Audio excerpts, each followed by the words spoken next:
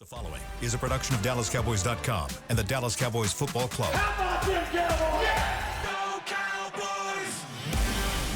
This is the Players Lounge, broadcasting live from Dallas Cowboys World Headquarters at the Star.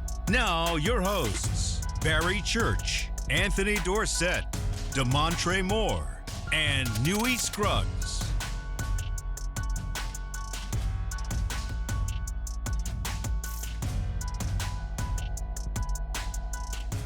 All right, Players Lounge time right here from the SWBC podcast studio at the Star in Frisco, Texas, the official headquarters of the Dallas Cowboys. Anthony Dorsett, Trey Moore, Barry Church. I'm doing Scruggs. Oh, yeah. I see the Kobe Bean. Kobe Bean Bryant. Oh, got the See The season is almost here, baby. okay. Got the Kobe shirt on. Third best Laker of all time. Who the first two? Magic Johnson is the greatest Laker of all time. Yeah. Magic Johnson, Larry Bird saved the league. Without them two, there's no NBA. Okay. There is no NBA. They saved the league. Number two, Kareem Abdul-Jabbar. 5 world championships. Okay. Five. Along with Magic, 5. The MVPs. When Kareem retired as the NBA's all-time leading scorer. The sky hook. They was changing rules. When Kareem played, they changed rules. Right. The unblockable shot. Yes. So that means that Kobe was the fourth best then. Third. Fourth. Kobe won 5 championships with the Lakers. Shaq Diesel, boy. I ain't playing that. Hey, look. Shaq. I'm not playing that. Shaq Diesel. Then you got and then you got.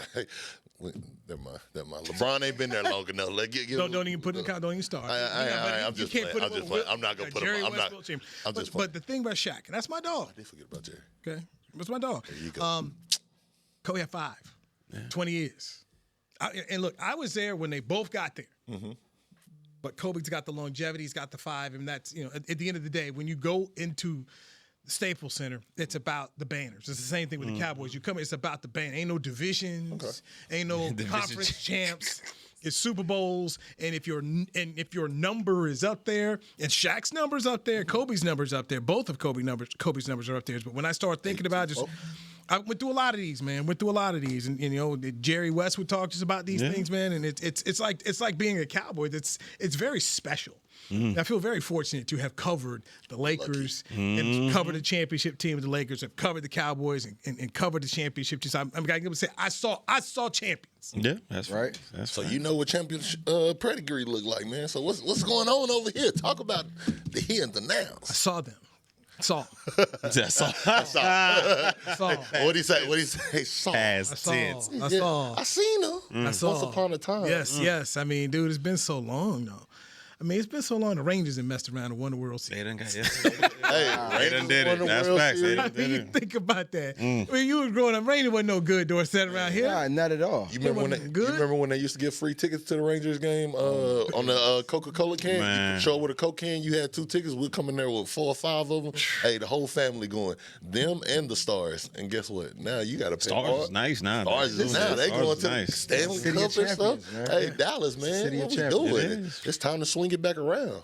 All right, I just finished lunch with the mayor of Allen. Here we go. He had all these. It's funny, man. You can tell the people that watch way too much ESPN. Boy, Hot take central. yes. What's going on? You know what's going on. You seen it. You know what's going on here. So I said, here's the real question you should ask, and I want to bring it to you guys to start the players. What should we be looking for Brian Schottenheimer as the head coach? This first time calling plays, first time as a head coach. What is it that you need to see to feel comfortable, Dorsett? I think what Shotty needs to do is be who he said he's going to be in the offense, be what he said it's going to be. Okay. So he's going to have a run-first offense, and I'm looking to definitely see that come through. But at the same time, he has to, develop his identity. He has to develop his culture here, And, of course, through doing that, it's going to be through the players that he has out there. We haven't seen everything from the preseason. It's very, very vanilla, but I'm expecting him to burst out with some stuff, you know what I mean, to start off his first year here. So I'm going to need to honestly see him come out and be, just like I said, he's going to have to run the ball. Like they said, he has these 2 good receivers on the outside on either side. I'm looking for him to be able to use his talents to his best of his abilities and their abilities at the same time. And then hopefully, through that, we see the identity, we see and we understand, like I mentioned a second ago, the culture part of it. That plays big into it too as well. So for me, I just want to see Shotty come out. I want the team to be as successful as possible in the beginning. You know what I mean? Because I understand how hard the beginning of the season is going to be, but at the same time, we have to build some type of momentum. We got to get something going soon here. So, like I said, I want to see him come out. I want the team to be, like he says, going to be an aggressive team on both sides of the ball, and just want to see what we can actually do with the talent we have right now. Trey. Sorry, get something in my eye. Barry, Wild Trey. Nah, Check I it just had to get something in my eye. Sheesh. Man, no, honestly, I'm going to pick back off what AD said, but keep it short and sweet, like my dad used to always say. I want to see who you are. I want to see you be who you are. And when I say be who you are, I want to see him be himself. We've had too many times in the past where we've seen these guys that have been great offensively, schematically, they've been great. They look like this and that. But what do we always hear at the end of their tenure? They didn't do it the way that they wanted to. They didn't address it the way that they wanted to. They were trying to either appease people in the building or they were appeasing the fan base. Like they were trying to appease America's team versus what made this team America's team. Winning, being who you are, the Jimmy Johnsons, the Bill Parcells, those guys had their own philosophy and they stuck to it the way, even Wade Phillips, like when they were here, they did their thing. And too many times in these last few tenures with these different coaches, we find out too many times they let it out and say, oh, I didn't get to do it or address it the way that we want to. So I want to see this be his team, it's his show, no excuses, no people behind closed doors, none of that stuff. I want to just see him go in there and attack it his way and make it his lifestyle. And if he makes it his lifestyle and embrace that team, I think this team will galvanize behind him. Yeah, for me, I want to see, can he be a motivator of men? Can he have these guys go out there? And we've seen the Achilles heel for the Dallas Cowboys the past couple of years, especially in the playoffs, is, starting slow.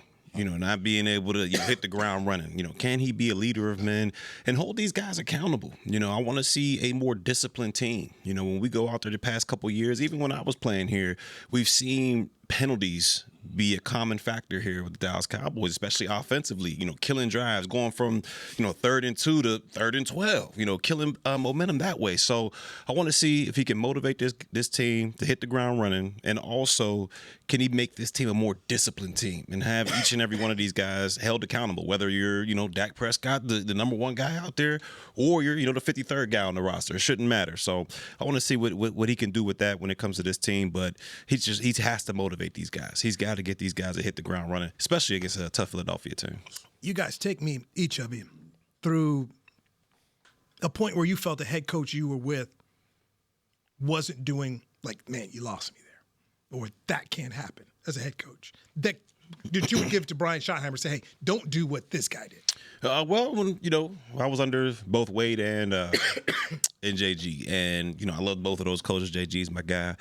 When it came to Wade, I was young in the game, so I didn't really have too much input on anything. But I felt like he was kind of, I don't want to say soft on us, but he was a player's coach. Like, you guys, working too hard, And it worked in those previous years. I mean, he was 13-3, and I think he came off another year that they were really good as well. But we had a young team, and we couldn't really handle that, being a player's coach. So I wouldn't lean that way. And when it came to JG, which he's my guy, he kind of let things kind of go a lot. There was guys that are, late to meetings, or guys that, just because they're playing well on the football field, kind of got away with things here and there throughout the time I was here with the Cowboys. And that kind of rubbed a lot of the people the wrong way. And he kind of lost the locker room in a sense that way. But, overall, that's the thing that I would lean against, just making sure you hold all these guys accountable. Because if you don't, then you're going to lose the locker room, and you don't want that at all. Mean what you say. Exactly. There it is. Mean what you say.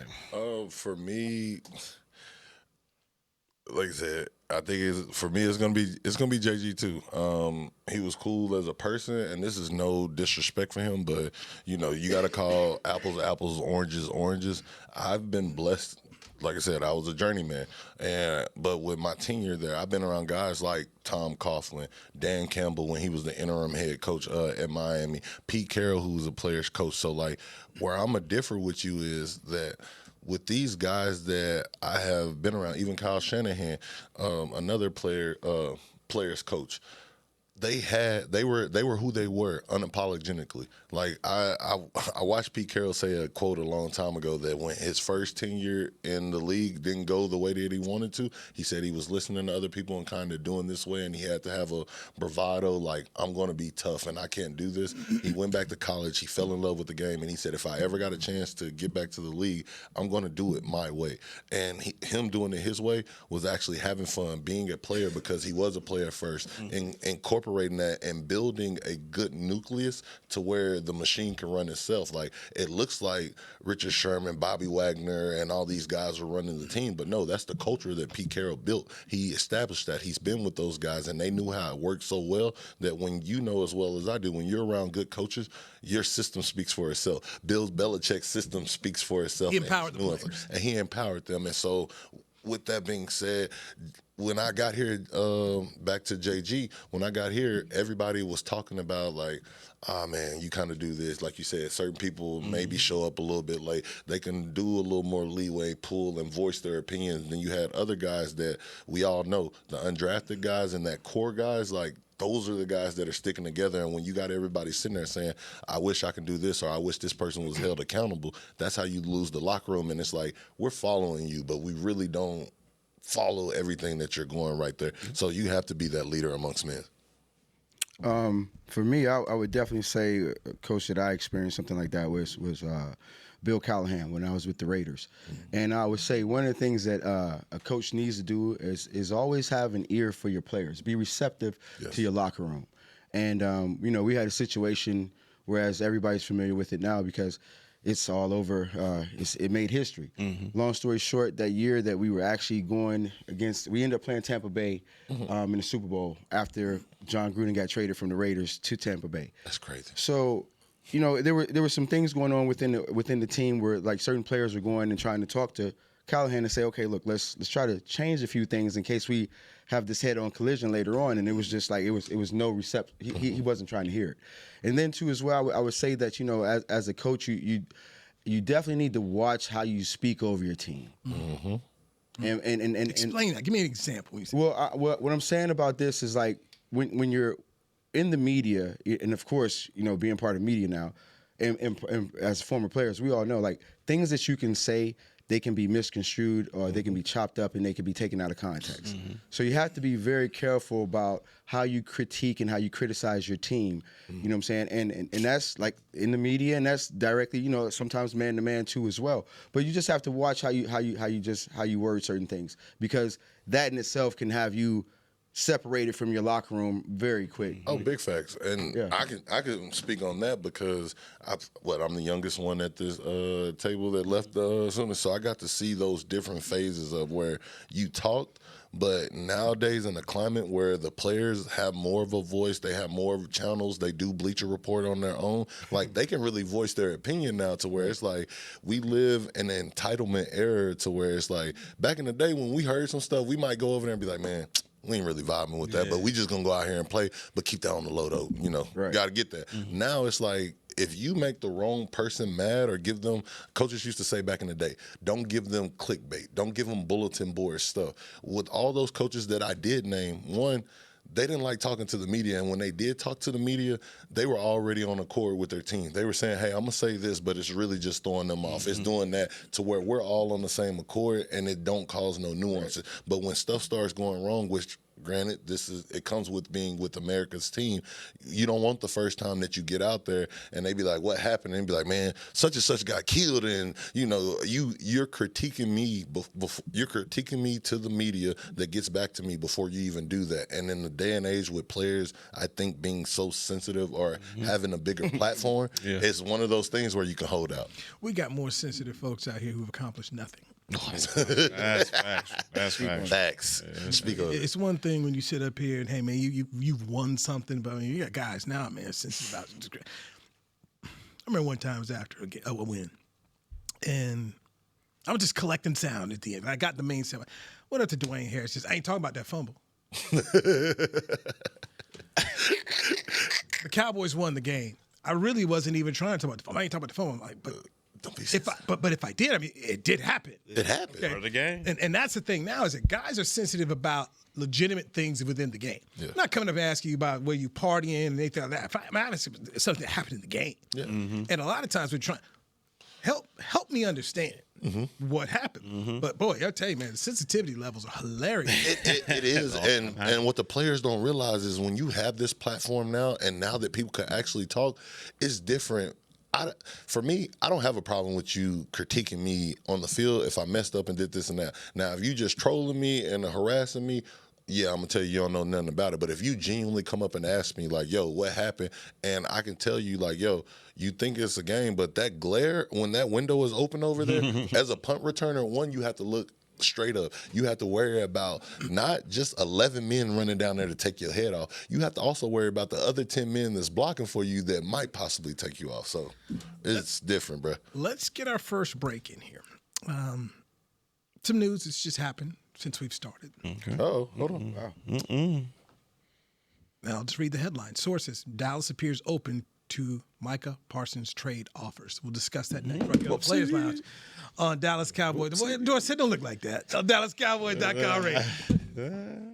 Hey there, Cowboys Nation. Kyle Yeomans here, sharing that same team that brought you Buffalo, bringing NFL casino games that show America's team on and off the reels. Aristocrat is changing the game with a new experience. Football fans, this means you can pick your team and play your team. Check out the Cowboys-themed casino games developed by Aristocrat, a proud sponsor of the Dallas Cowboys. Gambling problem? Please contact the U.S. National Problem Gambling Helpline at 1-800-GAMBLER. That's 1-800-GAMBLER for 21 and over.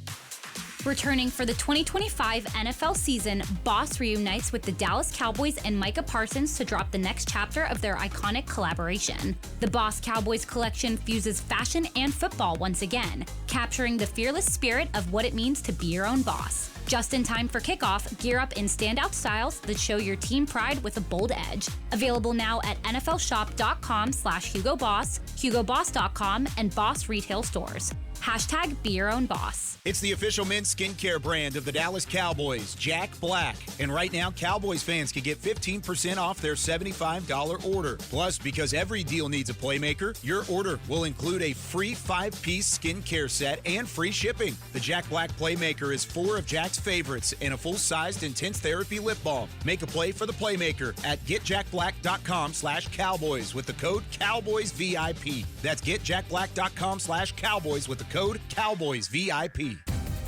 Crown Royal and the Dallas Cowboys are bringing back the Royal Rig for Season 2.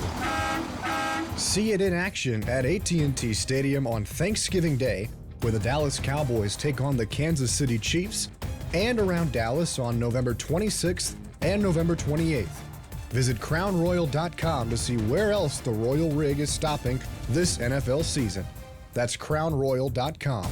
Please drink responsibly. Back to the Players Lounge. The weekend is bringing the After Hours Till Dawn Stadium Tour to AT&T Stadium on August 28th. Yes, that is tonight. If you did not know, tonight, baby. Catch this all-new show in support of the full album trilogy with Playboy Cardi, special guest Mike Dean. I would say Barry Church, but he went last night, so can't say that. But guess what? It's not too late. Get your tickets today at SeatGeek.com, the official ticketing partner of AT&T Stadium. All right. That boy is good. That boy good. Yes. That boy good. Yes. I got an ad lib. Give me some. That boy good. That boy good. Gig 'em. Giggle. Mama, I did it. That boy good. Montre Moore, Anthony Dorsett, Barry Church. I'm Louis Scruggs. This is the Players Lounge brought to you by Aristocrat Gaming. So, Yes. Todd Archer of ESPN, along with Adam Schefter of ESPN, have come up with the story. And it says Dallas appears open to Parsons' offers. And one of the things that they talk about here in the story is Parsons could be traded, which sources believe seems to have become a stronger possibility in recent days than it has been at any point during this process. There are said to be multiple suitors, though it's unclear whether Dallas ultimately would be willing to deal Parsons. What is not clear is whether Parsons' agent, David Mugoletta, has been granted permission to speak to teams regarding a contract extension. A team making a deal would want to have at least a framework of an agreement in place before making a trade with the Cowboys. That's big time right there. Ooh, slippery slope right there. Goes on to say, Wow. back in March, Jerry Jones, thought he and Parsons agreed to an extension that would have given Parsons the most guaranteed money for a non-quarterback in NFL history. Upset that Mugoletta did not honor the apparent agreement, the Cowboys have not engaged in contract talks since and appear content to let Parsons play the season on the $21.324 million fifth-year option of his rookie deal. Pay the man. So, we got ourselves an issue. Trapper. Go ahead. Then Say your line, Goes on to read here that Parsons took part in walkthroughs and meetings in Oxnard, California, and upon the team's return to Frisco, Texas. But during last week's preseason finale against the Atlanta Falcons, he was the only player not to wear a jersey during the game, and he spent a short portion of time lying on a medical table behind the bench as the offense drove down the field. He and Coach Brian Schottenheimer met for an hour Sunday, but Schottenheimer would not divulge the details other than to say that they had a, quote, very good conversation.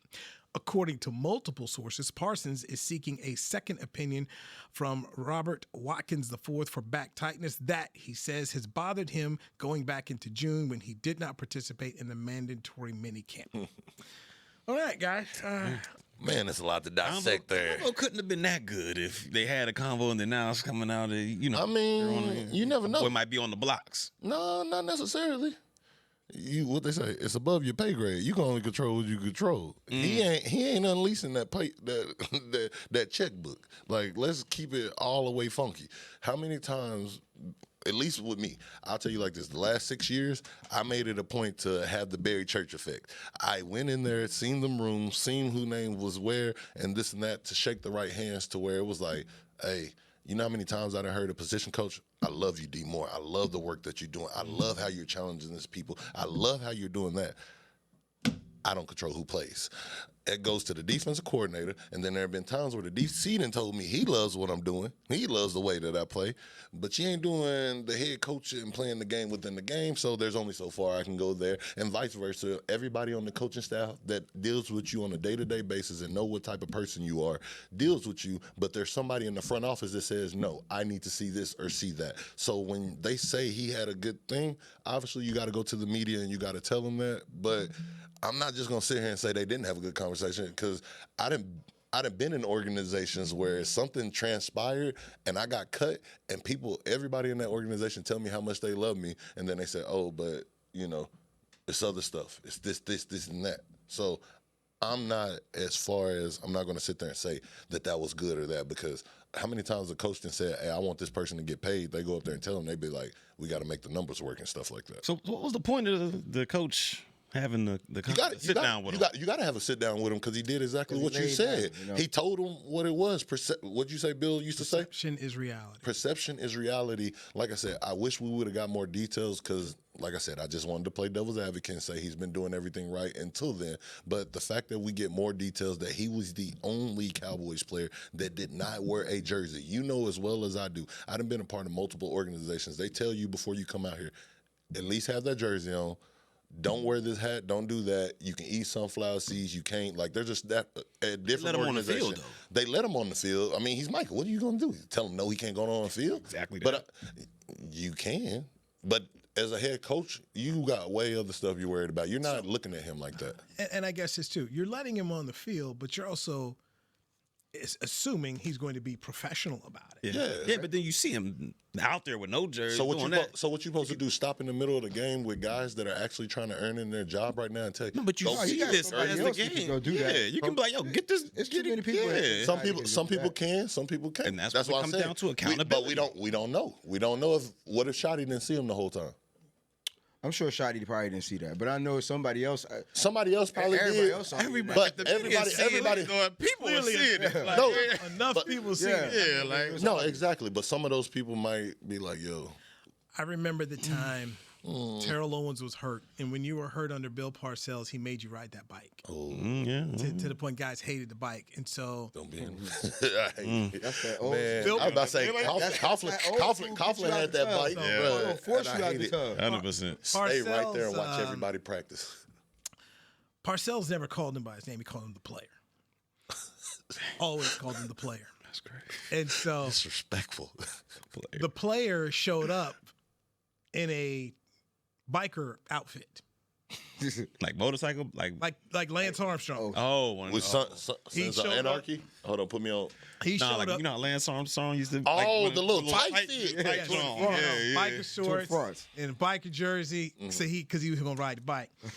Wow. So Yo, so Hey, he get had, your popcorns ready, baby. he had Kim, his PR person, go get it. Said, "You sure you want that?" "Oh yeah, I want." So he shows up with it on, and Bill's out there with the coaches, and Bill's just cussing up a storm. I don't know I don't know. It was Britt Brown or who, but somebody had to tell me you gotta You gotta go gotta change. go, man. You Put gotta on your change, team bro. issue. But you go there, Exactly. man. Yes, and my photographer CJ Johnson caught it. He was the one because it was before practice. I mean, it happens. He out there, everything was very scripted with Terrell. you know everybody player. tried out before And they come so out there. he was out there with it on, had on the helmet. I mean, dude, he had the he out. was- Yeah, oh. He was decked. he was He's dedicated. He He's dedicated. Yeah, he's doing he the was most. dedicated to giving the finger to Bill Parcells. Oh, If I'm I gonna have got to do it. Yes, and Parcells was hot, and goes back into that. It goes back into the professionalism and the decorum of what are you doing. And by laying down like that, there's several people who took it as, hey man, you thumbing your nose at us. And that's where you don't want to cross the line. And I think all of us know that Micah is a passionate player, and clearly he's taking this to heart. Yes. But you can get to that line, and all of us in our lives have been there at certain points in our Every You know time. what? I probably shouldn't have done that. There's as Danny used to say when he was on the Players' Round, there's mistakes and there's bad decisions. Yeah, that's true. That was a bad decision. That Like, was. That was a definitely, bad and decision. that definitely was. What they say, hindsight's 20/20. But when you're let's be real, when you're quote unquote one of the faces of the league, you're that guy, you feel like you did this, you got everybody telling you your stuff don't sting, and on top of that, you are passionate.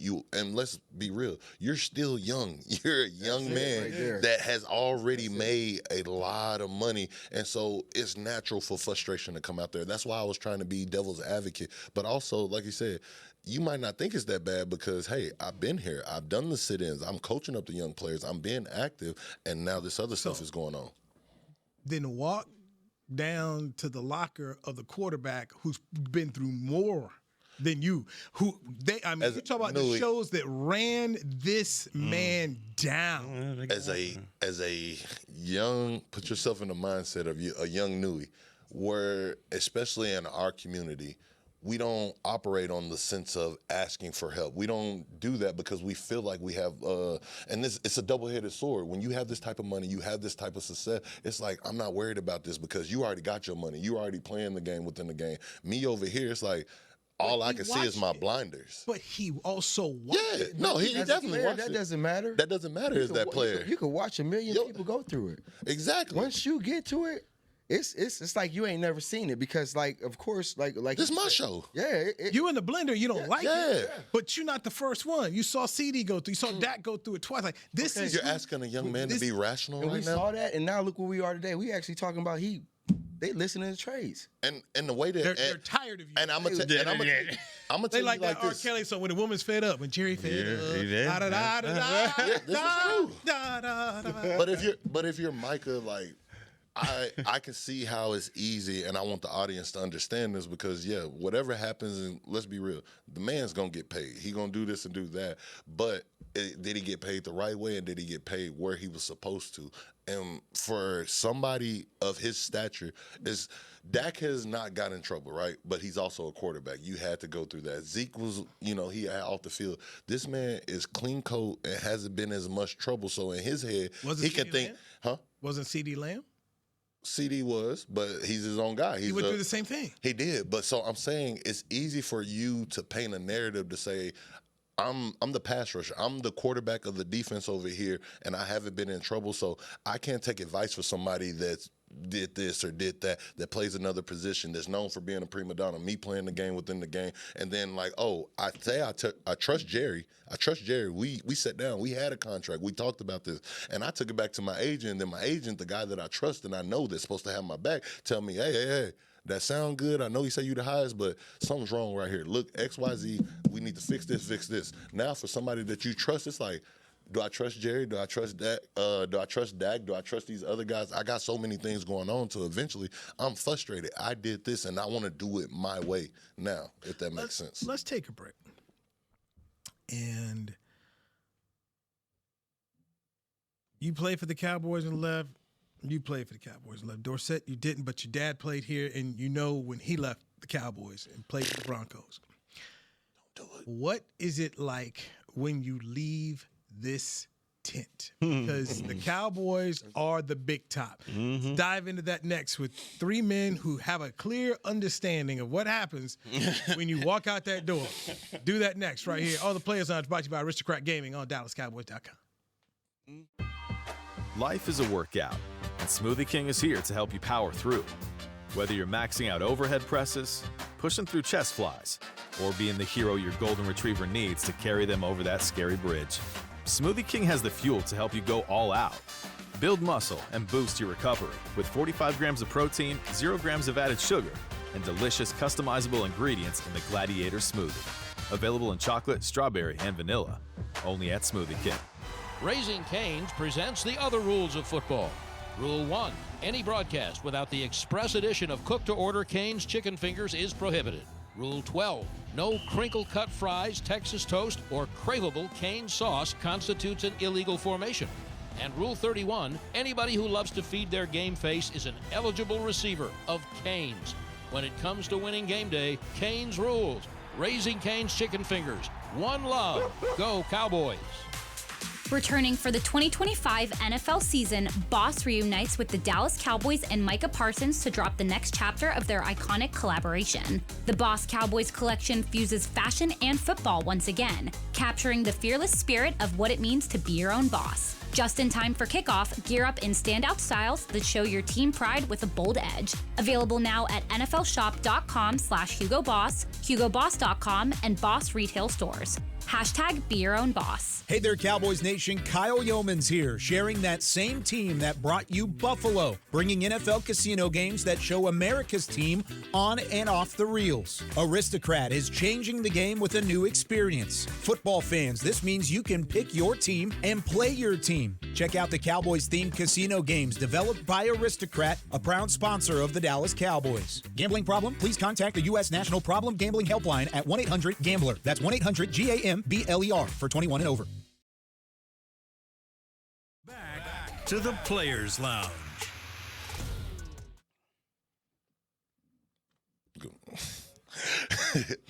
Are you a Cowboy superfan? The search is on for the 2025 Fan of the Year, presented by Captain Morgan. Yes, yo ho, Captain Morgan. Now through September 29th, nominate extraordinary NFL fans, dynamic duos, and the game changers who rep the Cowboys with pride, turn every game day into an unforgettable adventure. You could be sent to the Super Bowl 60. Enter to win at NFL.com/Fan of the Year today. Not yesterday, but today. All right, Trey, thank you very much. You're in the Players Lounge.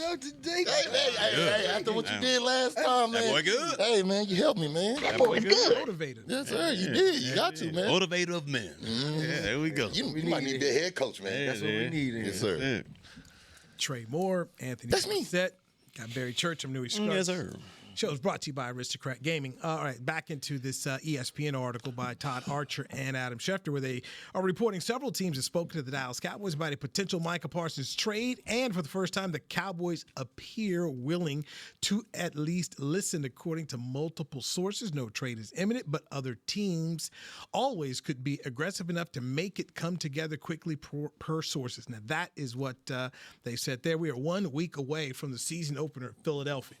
It's about to be an interesting week, And boys. arguably, the Cowboys' best player is, not here. Cowboys off today. Their first full practice for that Eagles game is on Friday. So let's pick up what we talked about before here. Barry, you played for the Cowboys. Yeah. If Micah Parsons walks out of the door via trade, because he has said August 1st he put in a trade request, if he goes, what will he be missing when it comes in terms of playing for the Cowboys? Oh, man, the grass ain't always greener on the other side. Look, I get it. He's going through a lot right now, but when you talk about the Cowboys, this is one of the, if not the best, in my opinion, organization in the National Football League. From facilities to just everything off the field. You know how much bread these guys are getting off the field just because they have a star on their helmet?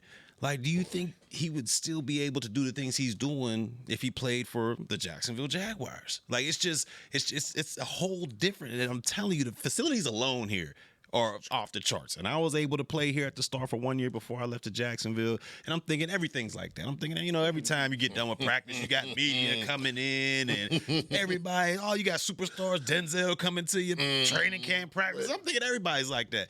Nah, it ain't like that. Good job, Barry. From after practice, having 20-some media members coming in to, maybe 3 or 4 local guys coming in after practice. It's just different, man. It's different. And in training camp, the way they do it here, out in Oxnard, nice breeze coming from the ocean. Everybody gets their own little huts, so you get your own private area to be in, inside of a hotel with a roommate, even though you're in year 8. It's like, it's different, man. It's different. So the grass isn't always greener on the other side. And I'll have to say, this is a first-class organization, man. I've yet to see an organization do it better than the Cowboys when you talk about just facilities, off the field, all that stuff, man. So, it's not always greener. Man, what do you say? I like to quote people. What Manny Fresh say? Car real big, house real big, crib real big, everything real big. I tell you, no state taxes. No state taxes. Then I went to Cleveland. Exactly, and you got to call a spade when you leave organizations. I'm gonna speak from me because it's funny because you were telling something off camera about how organizations are great, and it's crazy how things change in generations. This ain't no shot, but obviously the Raiders is who they are and the Cowboys is who they are. But when I was here, I left. I'm like, man, I walked into here. Mind you, I was with some good teams beforehand. Went to the Giants, then went to Miami. So, the cafeterias are nice, just redone. But nothing was like here. When you go into that cafeteria and you see those 3 stations, you got the American station, you got the wood fire grill pizza over here with the, you're going to have whatever specialty is of the day, and then you're going to have your stovetop station. Now you get your juice bar and everything, pressurized juice sitting right there. You got your players only refrigerator with all this stuff. All these things, the amenities are top notch. No dollar has been spared. You have multiple cold tubs, multiple hot tubs, like those type of amenities and everything that you said from there. When I went I'm thinking like, yo, I'm spoiled. The first 3 organizations I'd have been through in my career, it was cool. And then all of a sudden, I got them walking papers and I went down there to the Raiders. And when I tell you that was a eye-opener, we were still in the facility that they were in when they first moved there. The facility was at Alameda at the airport. You go in there, you literally pull off to the airport, and when you drive back there, you see all the planes that be stationed right there. The facility was behind there. And it's no slack to them, but to go from a 3-station having options that we're doing this, like you said, stars is walking up to you. They don't even care that you're not playing. Let me just get an autograph and can I hold your socks? You going over there, the Raiders have tradition. They have people that pull up, but to go in there, I'll never forget, it was breakfast. The first day that I walk in there, I'm like, yo, I'm ready to play football. I'm about to get out to it, this and that. And we all know how I do. I show up maybe 5-10 minutes right before we're supposed to be there. Cowboys, you can do that. Bam. Talk to my little lunch person. You got my order ready? They hand it to you. I walk into the Raiders about 30 minutes early, so that's early for me. I'm like, yeah, I'm about to get breakfast. I walk in there. It's a stovetop kitchen thing this wide right here. They're cooking all the players' food on that. Not only are they cooking the players' food, they're also cooking the staff food on there too. So I literally had 5 staff people trying to get an omelet made before I even made it to the meeting. And when I tell you I was so mad that I came down there, I'm like, okay, just got here. We go to lunch. They ordered the food. It was something that was brought in, and we had the little tea lit that warm it up. I'm like, bro, my food is cold. It wasn't enough stuff there, and they ran out of it. And when I tell you I was so mad, I said, man, I sure do miss Texas. What did George Strait say? All my exes live in Texas. So it is crazy how different it can be. So Dorsett, you got two situations, your own, but your dad played here. Yeah. Hall of Famer Tony Dorsett played here and then was traded to the Denver Broncos. So I remember as a kid when my dad got traded, and I just can remember one of the things that you mentioned, and as a kid not realizing how detrimental it was to like being able to keep up with my dad, but the media coverage. Mm-hmm. Like when he went to Denver, like it was a big splash at first. Sports Illustrated was this, it was that, and everything else like that. But you just didn't hear the Denver Broncos talked about like that. You know what I mean? It wasn't like the Monday night games. they love them in Denver, by the way. Yeah. They cover them very well, but they don't get like out it. didn't cover them. The country don't. They went national. Yeah, you feel me? And so that was one of the biggest things. And then for myself, you know, my welcome to the league was a little bit different because I was drafted by a team that was in the process of moving. Ooh. So with that, you know what I mean, it was some rough days, you know. And you know, like you talk about the three stations where we actually didn't have any stations. You know, it was times where, you know, our first year in Tennessee, we were actually practicing at Tennessee State University. We was, you know, which is HBCU. Shout out to HBCUs. The following year, we were practicing at Vanderbilt. You know, Oh, y'all was all over. I was about to say, y'all was migrating. Yeah, I'm about to say, y'all. And playing in Memphis. yeah, you got to keep in mind. All right, The games were played in Memphis. Now, peep game. The first year that we got a facility, our own facility, all right, which was, you know, in today's age, it doesn't even compare to this at all. But it was still way better than being in trailers and everything else like that. That's the year we made it to the Super Bowl. Yeah, good. You know what I mean? And then to the of course and then speaking of that, then leaving there, you know, and going to the Raiders. There was one thing about the Raiders that was they didn't have the facilities. And Al Davis was fighting on that. Everybody remembers that. Like that was his biggest thing before he passed away. You know what I mean? And then when you go look at this place now, you see you understand what he was fighting for. But he got it. the whole thing with it was like, even though they had meager accommodations, like they said in Coming to America, we meager accommodations. Like he didn't waste a dime on other things. Yes. You know what I mean? And so that being said, like I was able to get some of that NFL, like that true organizational love, you know what I'm saying, once I got to the Raiders, because Tennessee was like, you know, it was a team in transition, like I said. The move was expensive, so everybody that was in part of the organization before didn't make that move. So you got people in the organization for the Titans that's first time ever working for a team. You know, and so if you don't have that tradition that travels with you, come on, man. But it makes me think of when you say that, because Get to the mic. it makes me think. Sorry about that. It makes me think about when you talk about that, because not only, yes, the food accommodations was weird and, you know, it was very subpar compared to here, but it made up because the Raiders community, they would give you like, hey, we've been a long time Raiders fan, you get free eye surgery and all this and that. Oh, yeah. But even with getting those type of connections, it still fails in comparison to that star. If you have that star just on your hat, literally everybody giving. I've seen guys take millions less just to go be a part of the Cowboys organization, because, like you said, you can go over there. I think about my dog, T-Dub. I'm thinking, like Terrence Williams, like he went to Baylor, then went here, bro. Terrence was making so much off the field to why he was like, bro, I don't even want to leave. When he was at the peak of his career and he could have possibly left to go somewhere else to get a bigger bag, he was like, why would I leave? Because everything was given, all the appearances. Orlando Scandrick, Dez Bryant is still walking around here. The X is forever, eternal. And it's not even just him. It's like people say stuff to me and I'd be like, y'all know I was only here for about a hot week. You know, so it's crazy. Not a hot week. And to tie that into just half season. Micah Parsons. The grass is not always greener, my boy. Like ask for a trade, and if it happens, you're gonna get paid. It's different. It is different, especially if you start here and you go somewhere else. There is a shock value. I'm saying it's a shock value. I remember when I covered my first training camp in '93. They were Super Bowl champions. Emmett wasn't there, and then I went back for another one with Barry Switzer, the head coach. So I saw a team that won a Super Bowl. Then I went to Cleveland, where Belichick was the head coach and Nick Saban was the defensive coordinator. They ended up beating the Cowboys that year. And after the season, when they beat Parcells and Bledsoe in the playoffs, it was just not different, man. You show up at training camp, it was like, this it? Fans. Yeah, where the fans Media. at. This is, I mean, everything. They love the Browns. That is the team there. But it was different. The national media didn't come. They weren't on that. You weren't on national TV. I mean, it was a lot of 1 o'clock games, man. A lot of 1 o'clock. It just hit different. So I understand Micah wants his money. He'll get it. But wherever you go, most likely, because Jerry, there's gonna be a drop off somewhere. Jerry ain't trading you to Philly. He's not. You know, You ain't gonna get them prime time. And there's no bigger sports market, period, in any professional sports. We're dealing with the number one, the wealthiest organization, cross branding, everything. And let's end it right. Let's end it right here because still had five primetime games the next year. I was like, man, what?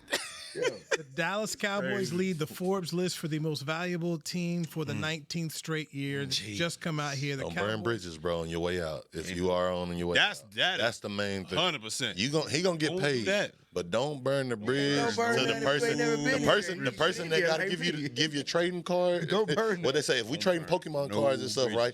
You got to be nice to me because I can go give you to Philly or I can deals you can get just by playing here. No, you get for a slip and fall in there. Don't mess it up. Cowboys are worth $13 billion now. Cowboys worth $13 billion. Big B's. So, if they send him to Green Bay, good luck, Micah. Good luck. Ooh, Appleton. That's a publicly traded team. Yeah, you ain't even got no. They ain't got that bag. Different. You have a little fan base. Anthony Dorsett, thank you. Trey Moore, thank you. Barry Church, thank you. Josh, Chris Beam back there making it all happen. We'll talk to you tomorrow. I'm Newey Scruggs. This is the Players Lounge brought to you by Aristocrat Game. This has been a production of DallasCowboys.com and the Dallas Cowboys Football Club. How about this, Cowboys?